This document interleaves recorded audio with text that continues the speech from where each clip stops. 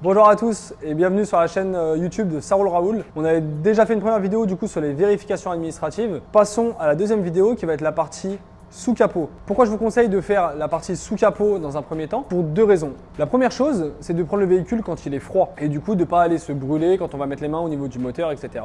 La deuxième raison pour laquelle je vous conseille de commencer par la partie sous capot du véhicule, c'est d'aller vérifier qu'il n'y ait pas une présence d'une grosse fuite ou alors même pas d'huile dans le moteur qui est éliminatoire pour le véhicule. On arrive devant le véhicule et on va ouvrir le capot. Allez, c'est parti.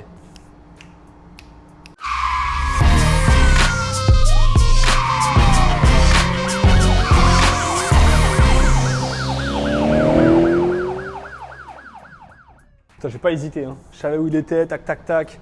C'est parfait. Pour la partie sous capot, je vous conseille de vous équiper un petit peu avant d'aller voir le véhicule. Chez Ça roule Raoul, on s'équipe d'une paire de gants, d'un chiffon sale et d'une lampe torche. Alors, première chose à vérifier, lorsque vous arrivez devant un véhicule, je vous conseille même d'aller voir sous le véhicule, parce qu'on peut regarder s'il n'y a pas de traces d'huile au sol. Donc là, on est bon. Le véhicule est récent, donc heureusement qu'il n'y a pas de fuite. Ok, le véhicule est nickel, il n'y a pas de présence de fuite. Alors, on va tout d'abord vérifier qu'il n'y ait pas de présence de fuite tout autour du moteur et un petit peu partout dans le véhicule. Donc, on n'hésite pas à aller un peu partout, à prendre une lampe torche et d'aller vérifier dans les recoins du moteur. Ensuite, qu'est-ce qu'on peut vérifier? On va vérifier l'état de la batterie. Alors la batterie, si on n'est pas équipé d'un multimètre, etc., c'est très compliqué d'aller mesurer et d'aller contrôler son état. Par contre, chose qu'on peut vérifier visuellement, c'est s'il n'y a pas de trace d'oxydation autour des cosses qui pourrait créer des faux contacts sur la batterie. Oh, j'ai fait de la merde. Là, on est au niveau de la batterie, du coup, on va pouvoir aller vérifier le niveau du liquide de frein. On peut aller vérifier, on le voit à travers, ok, le niveau est bon, on referme. Troisième élément à aller vérifier, c'est l'état des longerons et du châssis du véhicule. Donc les longerons, c'est les deux grandes barres métalliques qui viennent relier l'avant du véhicule au châssis et ce qui vous permet d'absorber les chocs en cas d'accident et donc vous sauver la vie. Et pour ce côté, on va vérifier s'ils sont intacts, s'il n'y a pas de présence de traces de soudure ou autre, si ce n'est pas un véhicule qui a été accidenté à l'avant. Je me retrouve de ce côté, on va vérifier le niveau du liquide de refroidissement. Liquide de refroidissement, donc on vérifie qu'il soit entre le min et le max. Plusieurs choses à vérifier sur le niveau du liquide. Qu'il n'y ait pas de présence de fuite déjà, si le niveau n'est pas trop bas ou trop haut. On ouvre le bouchon, on fait attention si jamais le moteur est chaud. Faites attention parce que ça peut être très très brûlant. On ouvre le bouchon, il n'y a plus de pression et on vérifie le niveau. Donc là le niveau est ok. En plus de vérifier le niveau, ce qu'on va vérifier c'est qu'il n'y ait pas de présence de traces d'huile dans le vase d'expansion du liquide de refroidissement. Un liquide un peu blanchâtre, un peu épais qu'on appelle aussi mayonnaise. L'huile qui vient dans le système de liquide de refroidissement qui peut faire chauffer votre moteur. Ce qu'on peut aller également vérifier, c'est l'état de la courroie accessoire. La courroie accessoire, alors à ne pas confondre avec la courroie de distribution qui n'est jamais visible sur un véhicule sans démontage. La courroie accessoire est la courroie qui va entraîner l'alternateur et faire recharger la batterie du véhicule. On essaie de vérifier qu'il n'y ait pas de traces de déchirure, d'usure, la courroie qui s'effrite.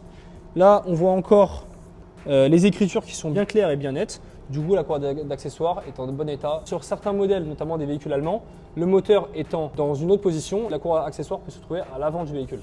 On peut également aller vérifier au niveau du radiateur qu'il n'y ait pas de présence de fuite. Aller vérifier l'état de la traverse. Donc la traverse, c'est une barre métallique qui vient protéger et absorber les chocs en cas d'accident avec le véhicule. On vient vérifier que la traverse soit bien propre et pas accidentée. Ça nous est arrivé il n'y a pas si longtemps que ça lors d'une inspection où en fait le véhicule tournait mal et c'est avéré que le radiateur a été complètement plié et la traverse qui suivait. Donc c'est un véhicule qui avait été accidenté à l'avant, parfaitement refait au niveau de la carrosserie mais pas mécaniquement. Donc faites très attention. Enfin, autre élément, on vient ouvrir le bouchon d'huile. On vérifie encore une fois, on fait attention que le moteur ne soit pas chaud. On vient vérifier qu'il n'y ait pas de présence de traces blanchâtres, donc encore une fois cette fameuse mayonnaise. On ferme le bouchon et on va faire son niveau. Donc on va chercher la jauge, là elle est ici, c'est assez simple d'accès. Première chose, on vient essuyer la jauge, on vient la rinsérer et on vient retirer. On voit ici du coup la petite flèche du minimum, la flèche du maximum et là on a bien un niveau qui se situe ici, donc presque au niveau maximum, ce qui est parfait.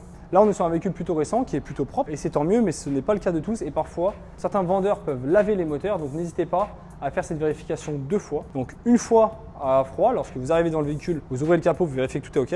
Et après votre essai routier, après avoir laissé chauffer le véhicule, vous allez rouvrir le capot et vérifier qu'il n'y ait pas de fuite qui soit apparue depuis. Merci à tous d'avoir visionné cette vidéo. N'hésitez pas à vous abonner, à liker et à commenter sous cette vidéo si vous voulez qu'on rentre plus en détail sur des contrôles partie sous capot du véhicule. Si vous avez le moindre doute sur comment contrôler la partie sous capot du véhicule, n'hésitez pas à faire appel à Saroul Raoul directement sur notre site internet, sur les réseaux sociaux. On pourra envoyer un inspecteur qui va faire tous ces contrôles pour vous et vous assurer que vous faites le bon choix de véhicule. On se retrouve très vite pour la prochaine partie.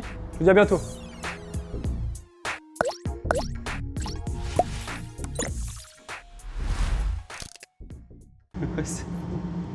Salut la Jimmy Shake.